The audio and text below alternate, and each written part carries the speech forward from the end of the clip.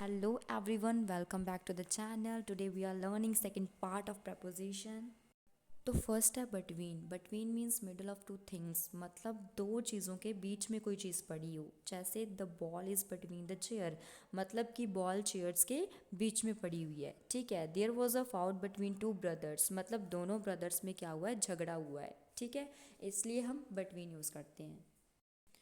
So next है among. Among means in group of many. मतलब जब कोई चीज़ बहुत सारे चीज़ों के बीच में पड़ी है. बिटवीन तब यूज़ करेंगे तब जो चीज़ों के बीच में पड़ी हुई है. लेकिन अमंग जब बहुत सारी चीज़ों के बीच में वो चीज़ रखी हुई है. जैसे he was standing among his friend. मतलब वो अपने दोस्तों के बीच में खड़ा था. बहुत सारे दोस्त थे, उनके बीच में खड़ा था. तभी हम अमंग यूज़ करते हैं. So next is beside. Beside means near something. मतलब जब कोई चीज़ बगल में या फिर पास में पड़ी हो. इसके एग्जाम्पल है जैसे सिट बिसाइड मी. मेरे पास आके बैठ जाओ मीन्स मेरे बगल में बैठ जाओ. तो तभी हम बिसाइड यूज़ करते हैं. मतलब बगल में कोई चीज़ रखी हो या पड़ी हो. सो next is behind which means at the back. Means कोई चीज़ पीछे रखी हुई है, पीछे पड़ी है, तभी हम यूज़ करते हैं. जैसे the car is behind the bus. मतलब जो कार है वो बस के पीछे है, तभी हम बिहाइंड यूज़ करेंगे. सो नेक्स्ट है in front of which means ahead something. मतलब किसी चीज़ से आगे होना. मतलब कोई चीज़ अगर दूसरी चीज़ से आगे पड़ी है, आगे है, तभी हम इसका यूज़ करते हैं. For example the school is in front of the park. मतलब स्कूल जो है वो पार्क के आगे है. तो इन फ्रंट ऑफ मीन्स किसी चीज़ से आगे होना.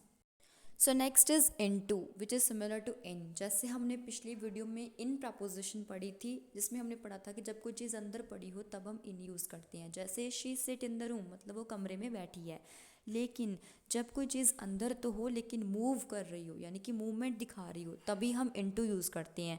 For example he walked into the room. वो कमरे में चल रहा है तो मूवमेंट कर रहा है, तभी हम इन टू यूज़ करेंगे. So next is out of which means moving from inside to outside. यानी कि अंदर से बाहर आना. जब कोई इंसान अंदर से बाहर आ रहा हो तभी हम आउट ऑफ का यूज़ करते हैं. जैसे कि she is coming out of the room. So next is for. For के दो तरीके से यूज़ होते हैं. एक तो पर्पस के लिए, दूसरा ड्यूरेशन के लिए. तो पर्पस के लिए मीन्स होता है, इसका हिंदी में मतलब निकाले तो लिए होता है. मतलब जब कोई चीज़ किसी के लिए हो. जैसे this gift is for you. ये गिफ्ट तुम्हारे लिए है, तभी हम फॉर का यूज़ करते हैं. So next is use for duration. मतलब टाइम बताने के लिए भी यूज़ करते हैं. जैसे आई स्टडीड फॉर 2 आवर्स. मैं 2 घंटे से पढ़ रही थी. कोई चीज़ हम कितने टाइम से कर रहे हैं जब ये बताना होता है तभी भी फॉर यूज़ करते हैं. जैसे इसने बताया सेंटेंस कि मैं 2 घंटे से पढ़ रही थी. 2 घंटे से पढ़ रही थी, वो 2 घंटे क्या है, ड्यूरेशन होगी, तो उसके साथ भी हम फॉर यूज़ करेंगे. So next is since which means starting point. मतलब जब हम किसी चीज़ का स्टार्टिंग पॉइंट बताते हैं कि कोई चीज़ हमने, कोई काम हमने कब स्टार्ट किया था, तभी हम सिंस यूज़ करते हैं. फॉर और सिंस में डिफरेंस ये है कि फॉर को हम तब यूज़ करते हैं जब हम ड्यूरेशन बता रहे हैं कि इतने घंटे से हम कर रहे हैं, इतने दिनों से कर रहे हैं. लेकिन सिंस को सीधा स्टार्टिंग पॉइंट कि कब स्टार्ट किया था, किस दिन स्टार्ट किया था, तब बताना होता है ना, तभी हम सिंस यूज़ करते हैं. सो नेक्स्ट है बाय. बाय के भी 3 तरीके से यूज़ होते हैं. एक तो इसको डेडलाइन के लिए यूज़ करते हैं, एक ट्रांसपोर्ट के लिए, और तीसरा एजेंट बताने के लिए. तो इसका पहला यूज़ है कि इसको ट्रांसपोर्ट, यानी कि आप किस व्हीकल से ट्रैवल कर रहे हो, जब आपको ये बताना होता है तभी हम बाय यूज़ करते हैं. जैसे आई ट्रेवल्ड बाय बस. मतलब मैं बस से आई हूँ, तो मैं ये बता रही हूँ कि मैं किस चीज़ से ट्रैवल करके आई हूँ, तभी हम इसका यूज़ करते हैं. तो इसका सेकंड यूज़ है इसको डेडलाइन बताने के लिए. मतलब कोई चीज़ को, काम को करने की फिनिश टाइमिंग क्या है, उसको बताने के लिए यूज़ करते हैं. जैसे आप एग्जांपल दे रहे हो कि आप इसको मंडे तक ख़त्म कर दो. आपने डेडलाइन दे दिया कि इस काम को मंडे तक हो जाना चाहिए, तो इसमें बाय यूज़ करेंगे हम, finish it by Monday. Third use है इसका एजेंट बताने के लिए. मतलब कोई चीज़, कोई काम किसके द्वारा किया गया है, किसने किया उस काम को, जब हम उसका नाम बताते हैं, जब उस चीज़ का नाम बताते हैं, इंसान का नाम बताते हैं, तभी हम बाय यूज़ करते हैं. जैसे the book was written by Harish Rai. मतलब ये बुक हरीश राय द्वारा लिखी गई थी. अब एजेंट कौन है, बुक को किसने लिखा, हरीश राय, उसके साथ भी हम बाय यूज़ करेंगे.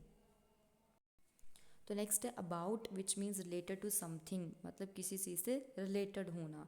इसका हिंदी में मीनिंग लिखे तो इसका हिंदी में मतलब है बारे में, ठीक है। एग्जाम्पल से समझो, वी टॉक्ड अबाउट म्यूज़िक, कि हम म्यूज़िक के बारे में बात कर रहे थे, तो इसमें जो अबाउट लगा हुआ है के बारे में, वर्ड का मीनिंग आ गया। जब हम किसी चीज़ के बारे में बता रहे हैं तब हम अबाउट यूज़ करते हैं। So next is across, which means from one side to another, मतलब एक साइड से दूसरी साइड तक जाना, ठीक है। जैसे एग्जाम्पल से समझो, ही रेन अक्रॉस द रोड, मतलब वो एक एंड से दूसरे एंड, एक साइड से दूसरी साइड गया है, तभी हम अक्रॉस को यूज़ करते हैं।